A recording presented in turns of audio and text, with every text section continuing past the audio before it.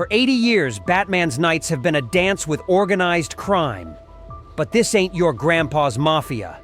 We're talking shape-shifting villains, secret societies, and enough twisted schemes to fill Arkham Asylum twice over. Tonight, we crack the code on how Gotham's underworld went from street thugs to supervillains, and how the Dark Knight adapted to punch his way through an ever-escalating war on crime. Welcome, detectives, to a case study in criminal metamorphosis. We're putting Batman's rogues gallery under the microscope, dissecting how Gotham's organized crime scene morphed from back-alley brawls to mind-bending conspiracies. Remember those classic mobsters, shaking down businesses, running protection rackets? Yeah, they got upgraded. We're talking two-faced coin flips, penguin armies, and riddles that could bring the whole city to its knees. But Batman, ever the strategist, didn't just polish his batarang and call it a day. He delved into the shadows, uncovering secret societies older than Gotham itself, faced off against assassins trained in the deadliest arts, and learned to navigate a world where the line between criminal mastermind and supervillain is a flickering neon sign. So buckle up, Bat fans, because we're about to take a wild ride through Gotham's twisted underbelly, exploring the evolution of crime, the resilience of a hero, and the never-ending battle for the soul of a city. This is more than just a punch-up, it's a dance with darkness, and Batman's got the tango steps down pat. Hit subscribe, hit the lights, and get ready to unmask the truth about the evolution of crime in Batman's world. While Batman's early days saw him battling gun-toting mobsters straight out of a 1930s noir film, it was with the late Dennis O'Neil's pen that the character truly found his footing in gritty, street-level crime. Comics like There Is No Hope in Crime Alley delved into the raw emotional scars of Bruce Wayne's tragedy, humanizing his crusade against crime. However, it was Frank Miller and David Mazzucchelli's groundbreaking Year One that set the stage for the modern-age Batman. Inspired by neo-noir and classic mafia films, this origin story placed organized crime, personified by mob boss Carmine Falcone, at the heart of Gotham's corruption. No longer were outlandish supervillains the primary threat. It was the insidious rot of Falcone's influence that poisoned the city, infecting everything from the mayor's office to the police department. Think of it like this. Before battling Two-Face's coin or Riddler's riddles, Batman's fists clenched against a very real human evil. Falcone wasn't some cackling mad scientist. He was a cunning businessman, weaving a web of power and violence that choked Gotham like a vice.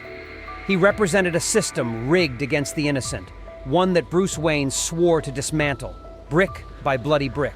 This shift laid the foundation for countless Batman stories that followed.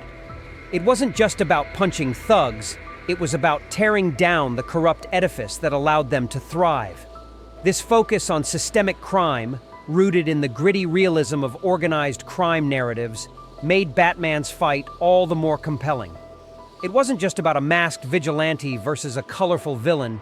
It was about an ordinary man taking on an extraordinary, deeply entrenched evil. So, as we delve deeper into the evolution of Gotham's underworld, remember this. Batman's first dance was with the devil in a pinstripe suit. Falcone and his ilk may not have sported capes and gimmicks, but their threat was no less real, no less insidious. They were the foundation upon which Gotham's supervillainy later thrived, and understanding their grip on the city is crucial to understanding just how much darker and how much more desperate Batman's world truly is. While Batman's early battles were gritty, hand-to-hand encounters with the likes of Falcone and his goons, the style of organized crime in Gotham took a colorful turn after The Long Halloween and Dark Victory.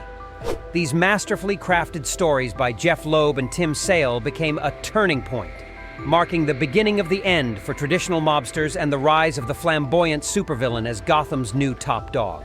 Their narrative saw an anonymous killer, Holiday, targeting key figures in the city's mob families, sparking a brutal year-long gang war with Falcone at its epicenter.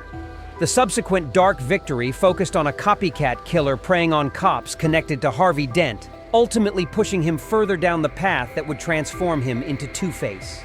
These comics, with their operatic storytelling and morally ambiguous characters, had a profound impact on Batman's world.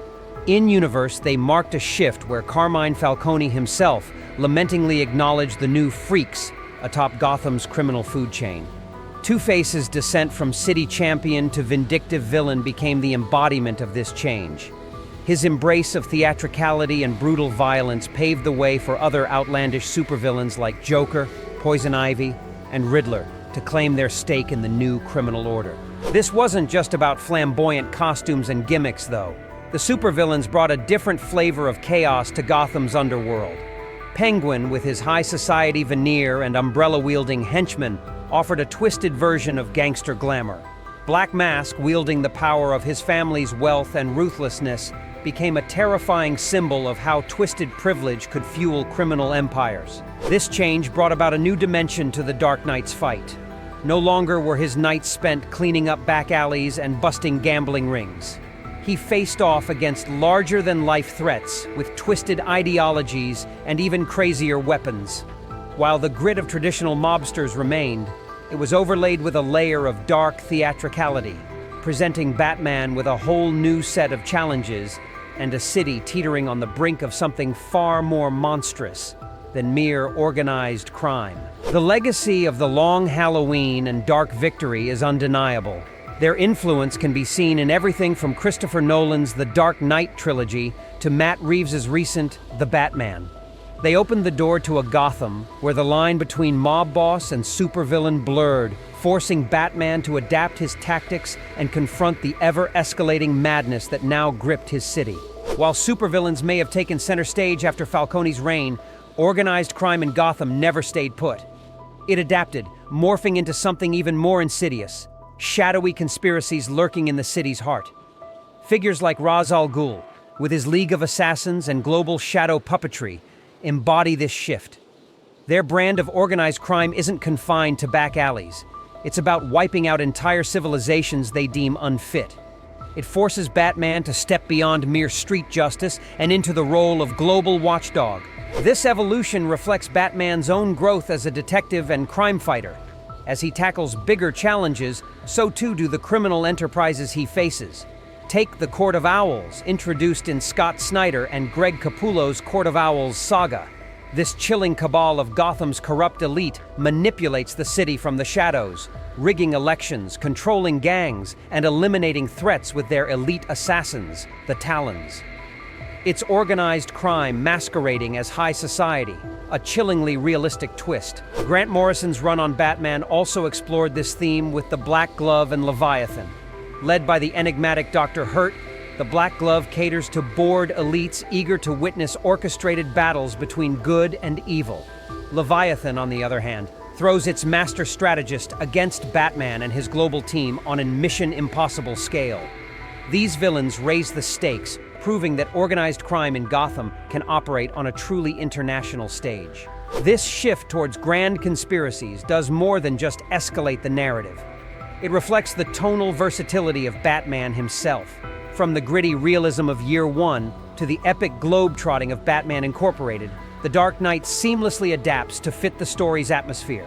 The early mobsters tested a young Batman's raw skills, while later threats like Leviathan demand the expertise of a seasoned detective and strategist. These eras in Batman's comics showcase how organized crime constantly evolved, mirroring the hero's expanding mythos and ever-increasing responsibilities. So, while classic mobsters may have been Gotham's original scourge, their time in the spotlight was fleeting. The city's criminal element embraced conspiracy and global ambition, forcing Batman to become more than just a street vigilante. He became a global guardian, forever in pursuit of shadowy cabals and elite puppet masters who aimed to rewrite the very fabric of Gotham, and maybe even the world. It's a testament to both the ever-changing landscape of Gotham's underworld and the incredible adaptability of the world's greatest detective. So, there you have it, folks. A whirlwind tour of how organized crime in Gotham City danced its way from backstreet brawls to shadowy cabals manipulating the world stage.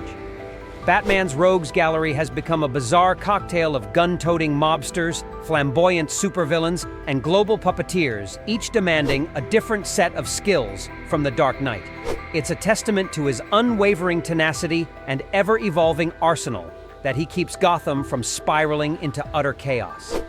While the future threats lurking in the shadows remain a mystery, one thing's for sure.